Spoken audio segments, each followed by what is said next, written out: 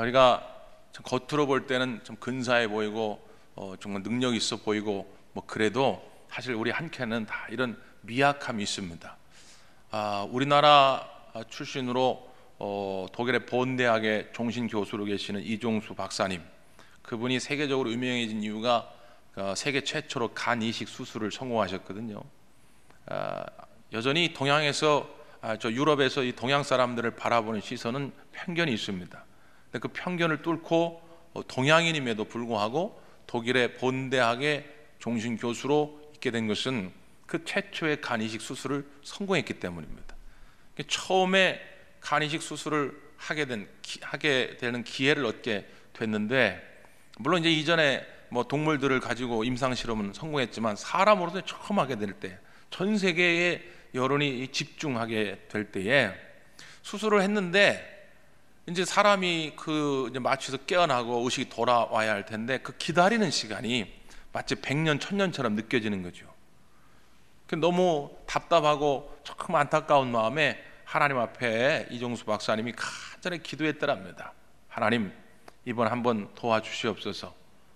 하나님께서 이번에 저 사람을 살려주시면 내가 더 이상 연구 성과에 욕심내지 않겠습니다. 이렇게 기도했다는 거예요. 자기도 모르게 터져나온 이 기도의 내용은 뭐냐면, 가만히 자기를 돌아보니까 인간 그 자체보다는 그 연구 성과에 더 관심이 많았던 거죠. 근데 막상 이렇게 되고 보니까 이제는 연구 성과가 아니라 이 한 사람이 살아나는 게 중요하다고 하는 걸 느끼고 하나님께 회개하는 마음으로 간절히 기도하였더니 마침내 그 수술받은 간 이식자가 깨어나게 되고 건강하게 회복되게 됩니다.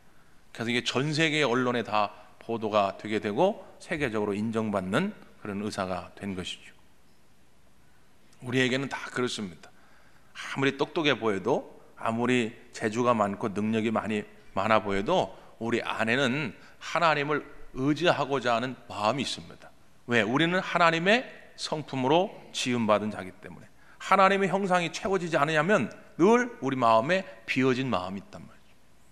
저 크렘린에 관련된 다큐멘터리를 예전에 한 적이 있는데, 거기 스탈린의 경호원 출신이 나와가지고 고백한 것을 토대로 이야기를 하는데, 뭔 이야기를 하냐면, 스탈린이 옛날 2차 세계대전 때에 그 크렘린에 있는 예배당, 옛날에 이제 소련은 러시아 정교회가 굉장히 부흥을 이뤘거든요.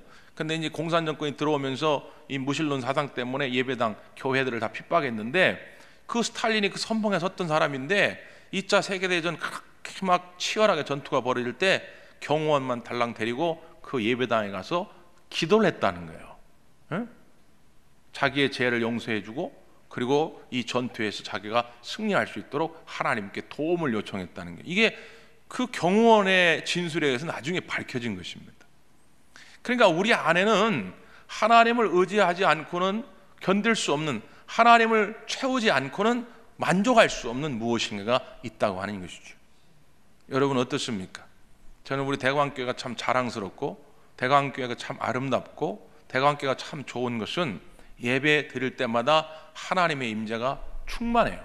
성령의 충만함이 있습니다. 찬양이 뜨겁고 기도가 뜨겁고 말씀이 뜨거운 교회가 우리 대광교회입니다. 근데 문제는 이 예배당 안에서만 하나님의 임재를 경험하시면 안 됩니다. 막 찬양 부를 때는 정말 하나님이 살아계신 것 같고, 하나님 이 자리에 와 계신 것 같고, 막 기도할 때는 뭔가 하나님의 능력이 느껴지고 그러는데, 예배당을 딱 나가자마자 직장으로 가고 학교로 가고 가정으로 가면 또 어느샌가 하나님의 임재를 잊어버리고 살아가게 된다면 그건 참된 신앙이 아니라 그 말이죠. 하나님은 어느 곳에나 계신 하나님인 줄 믿습니다. 그 하나님을 늘 모시고 하나님의 숨결을 느끼시고 사시기를 바랍니다. 그 대표적인 사람이 다윗입니다. 시편 가운데 다윗의 시가 여러 편 수록이 되어 있는데, 그 성서학자들이 그 다윗의 시 가운데 최고 백미로 꼽는 시, 물론 사람마다 좀 다르겠지만 아주 여러 사람이 최고 백미로 꼽는 시가 오늘 시편 139편의 시입니다.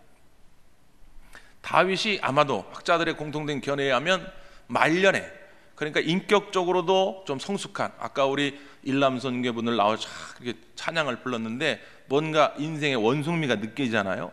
철없을 시절이 아니고, 다윗도 젊은 시절에 이런저런 허물과 실수가 많았지만 인생의 모든 걸 좀 경험하고 신앙적으로도 온전히 성숙했을 때에 하나님을 찬양한 시일 것이다, 이렇게 바라봅니다. 그만큼 이 시편 119편이 하나님을 찬양하는데 참으로 아름다운 언어들을 사용하고 있음을 우리가 보게 됩니다.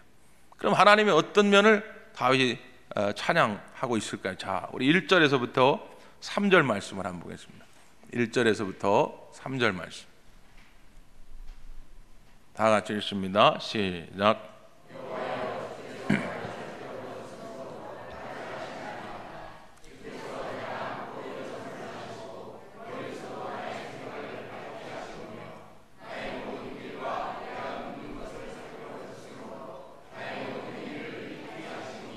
아멘.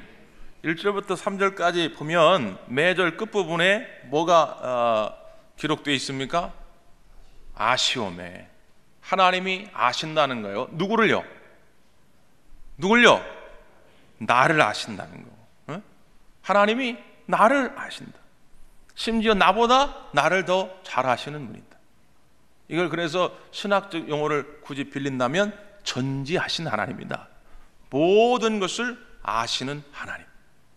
하나님께서 오늘 우리들의 생각, 우리들의 형편, 우리들의 삶의 모든 문제들을 아시는 줄 믿습니다. 또 하나, 그 뒤에 8절 9절 말씀. 8절 9절 시작.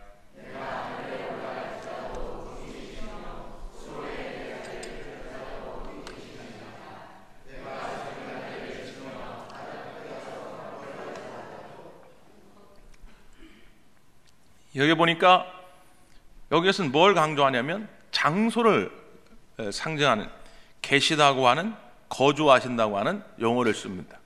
8절에서는 하늘에도 계시고 스올에도 계시고, 옛날 이스라엘 백성들의 스올이라고 하는 것은 지금의 저 부평 화장터 같은 거예요. 골짜기를 만들어 놓고 사람이 죽으면 지금처럼 공동묘지가 없으니까 그 골짜기에다 다 매장해 버리는데, 그게 스올, 이게 나중에 우리나라 성경에는 은부라고 번역이 됐다가 은부라는 말이 어감상 좋지 못하고 온전한 뜻을 전하지 못한다고 해서 그냥 원어대로 스올이라는 말로 써놓은 거예요.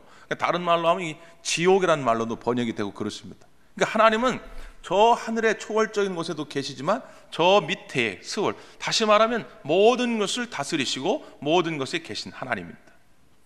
그리고 9절 말씀에는 새벽 날개를 치며 바다 끝에 가서 거주할지라도, 다시 말하면 새벽 날개라고 하는 건, 여러분 그 연말연시 같은 때 보면 TV에서 우리 교회 그 송구영신 예배 때도 보여드리는데 일출 장면 보시죠. 일출. 예? 이 바닷가 저 수평선 끝에 이 뜨거운 태양이 쫙 떠오릅니다. 그 태양이 쫙 떠오르면서 그 붉은 빛이 처음에 살짝 비치다가 점점 붉은 빛이 커지면서 그 수평선 전체를 쫙 비치죠. 그 비치는 그 빗줄기를 시적인 표현으로 새벽 날개다, 이렇게 말한 거예요. 새벽 날개.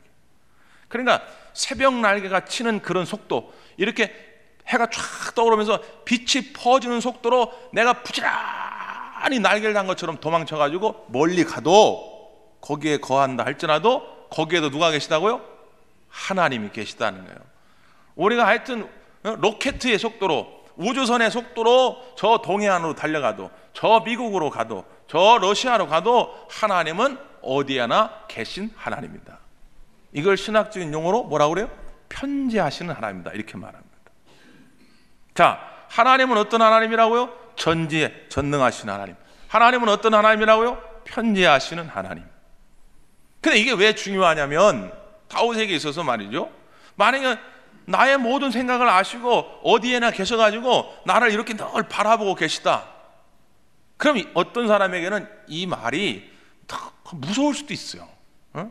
맨날 CCTV 이렇게 무슨 감시자의 눈처럼 맨날 나의 일거수일투족을 감시해가지고 하나님이 무슨 벌이나 주시려고 그런 분이다, 이렇게 생각이 들면 이 말씀이 은혜가 안 되죠.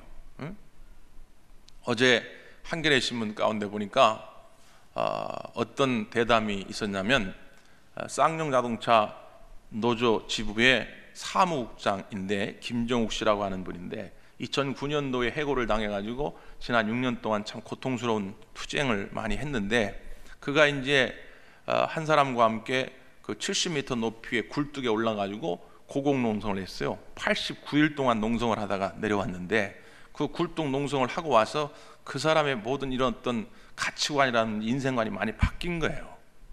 그래서 올라가기 전과 또 올라간 다음에 무엇이 그렇게 바뀌었는가? 그래서 기자가 이제 인터뷰한 내용이 실렸는데 참 가슴 아픈 이야기들이 거기 많이 있더라고요. 그 가운데 제 눈에 확 들어왔던 이야기 하나가 뭐냐면, 자기가 굴뚝에 올라가서 처음 며칠은 괜찮았는데 거기서 89일, 굉장한 시간 아닙니까? 석 달 정도의 시간인데 거기서 나중에 오랜 시간 있다 보니까 사람이 어떻게 되냐면 너무 힘이 드는 거죠.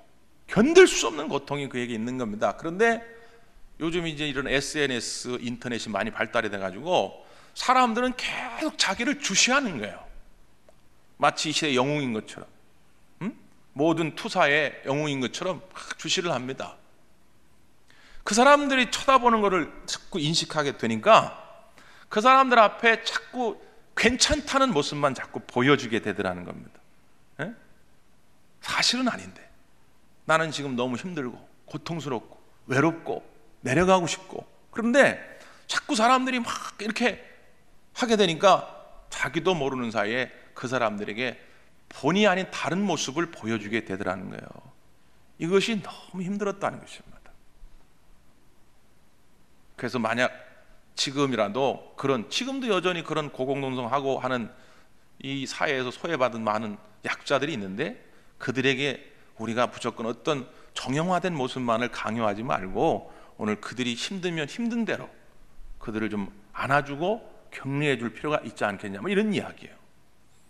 여러분, 만약에 하나님께서 우리를 뭔가 이렇게 감시해가지고 너 걸리기만 해봐, 너 걸리기만 하면 그냥 안 둬도, 이런 하나님으로만 생각하면 하나님 앞에 우리는 바리새인처럼 가식적이고 위선적인 신앙인이 될 수밖에 없습니다. 근데 우리 하나님은 그런 하나님이 아니에요. 다윗이 경험한 하나님은 그런 하나님이 아닙니다. 자, 그 이어서 뭐라고 말씀하는 거예요? 10절 보세요. 10절. 10절부터 우리 12절까지 다 읽읍시다. 10절부터 12절 시작.